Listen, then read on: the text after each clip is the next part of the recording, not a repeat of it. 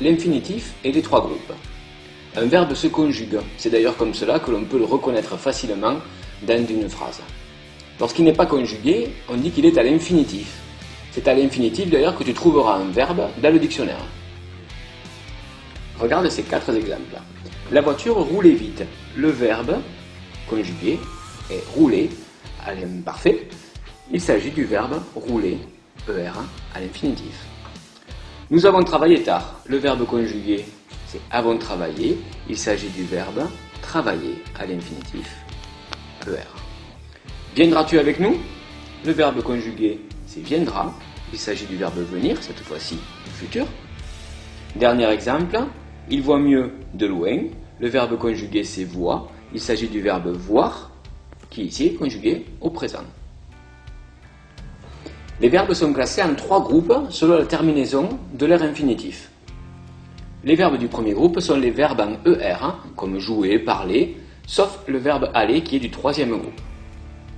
Les verbes du deuxième groupe sont des verbes en IR, comme finir, grandir. Ce sont des verbes qui font issant si tu mets en devant.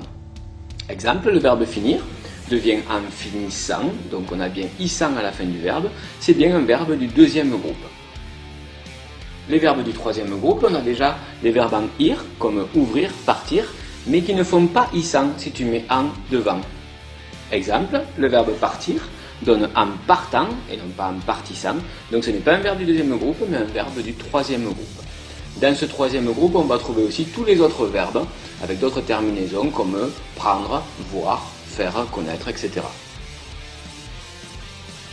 Il y a donc deux points sur lesquels tu dois être très attentif. C'est le verbe aller, qui même s'il se termine en ER n'est pas du premier groupe, mais du troisième groupe.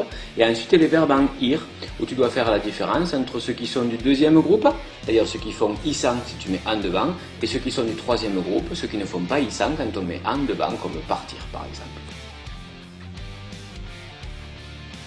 Pour tous les autres verbes qui ne sont pas en ER ou en IR, tu n'as pas besoin de réfléchir, ils sont du troisième groupe. Pour finir, une petite astuce pour trouver l'infinitif d'un verbe, ce qui peut être compliqué quelquefois, tu peux placer devant celui-ci le verbe devoir, que tu peux conjuguer par exemple au présent, donc différentes formes, doit, devons, etc. Et l'infinitif apparaîtra. Exemple, la phrase « Elle renseigne le spectateur ». Renseigne est le verbe conjugué dans cette phrase. Pour chercher l'infinitif, tu places devant le verbe devoir. Cela devient « Elle doit renseigner le spectateur ». Et tu as l'infinitif du verbe qui apparaît, l'infinitif de renseigne est renseigner.